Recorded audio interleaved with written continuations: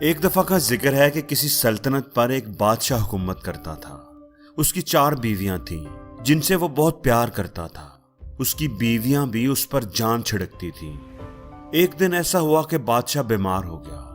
شاہی حکیم بادشاہ کا علاج کرنے میں لگ گئے، لیکن بیماری تھی کہ بڑھتی ہی جا رہی تھی۔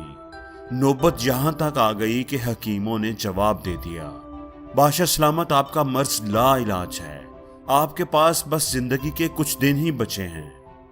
بادشاہ کو سمجھ آ گئی کہ اس کی زندگی کا سفر ختم ہونے والا ہے اور زندگی کے بعد کا سفر شروع ہونے والا ہے۔ بادشاہ کو ایک عجیب سا ڈر اور گھبراہٹ ہو رہی تھی۔ وہ موت کے بعد کے سفر پر اکیلے نہیں جانا چاہتا تھا۔ اس نے اپنی چوتھی بیوی کو بلایا جس سے وہ سب سے زیادہ پیار کرتا تھا۔ وہ اکثر اسے بہت مہنگے تحفے، ہیرے جواہرات اور خوبصورت لباس بنوا کر دیا کرتا تھا۔ بادشاہ نے پوچھا کہ میں اب مرنے والا ہوں، میں چاہتا ہوں کہ تم بھی میرے ساتھ ہی مر جاؤ اور زندگی کے بعد کے اس سفر پر میرے ساتھ چلو۔ چوتھی بیوی یہ بات سن کر حیران رہ گئی۔ اس نے صاف انکار کر دیا اور بھاگتی ہوئی کمرے سے باہر چلی گئی۔ بادشاہ کو تھوڑی مایوسی ہوئی، لیکن پھر اسے اپنی تیسری بیوی کا خیال آیا۔ وہ مجھ سے بڑی محبت کرتی ہے، وہ ضرور میرے ساتھ چلے گی۔ جب اس نے اپنی تیسری بیوی کو بلا کر پوچھا تو اس نے بھی انکار کر دیا۔ میں تم سے بہت پیار کرتی ہوں، لیکن میں ابھی مرنا نہیں چاہتی اور میں تمہاری موت کے بعد دوسری شادی بھی کر لوں گی۔ یہ کہہ کر وہ بھی چلی گئی۔ اب بادشاہ کچھ پریشان ہو گیا، لیکن ابھی بھی امید باقی تھی۔ اس کی دوسری بیوی نے ایک لمبا عرصہ اس کے ساتھ گزارا تھا۔ بڑے مشکل حالات میں اس نے بادشاہ کا ساتھ دیا تھا۔ بادشاہ کو امید تھی کہ اس مشکل گھڑی میں بھی وہ ضرور اس کا ساتھ دے گی۔ اس نے اپنی دوسری بیوی کو بلایا، اس سے بھی وہی سوال پوچھا۔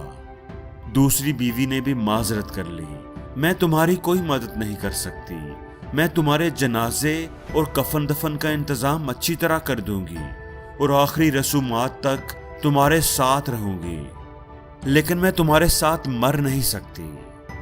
بادشاہ ابھی سوچ ہی رہا تھا کہ کیا کرے کہ ایک آواز آئی، میں زندگی کے بعد کے سفر پر تمہارے ساتھ جاؤں گی اور آخر دم تک تمہارے ساتھ رہوں گی۔ بادشاہ نے دیکھا وہ اس کی پہلی بیوی تھی جس کا وہ بہت کم خیال رکھتا تھا، بہت کم وقت اسے دیتا تھا۔ بادشاہ کو اس کی بات سن کر بڑی پشیمانی ہوئی۔ میں نے اپنی زندگی میں تمہاری قدر نہیں کی، مجھے تم کو زیادہ توجہ دینی چاہیے تھی۔ دوستو، کہانی یہیں پر ختم ہوتی ہے۔ اگر ہم غور کریں تو اس کہانی سے ہمیں بہت بڑا سبق ملتا ہے۔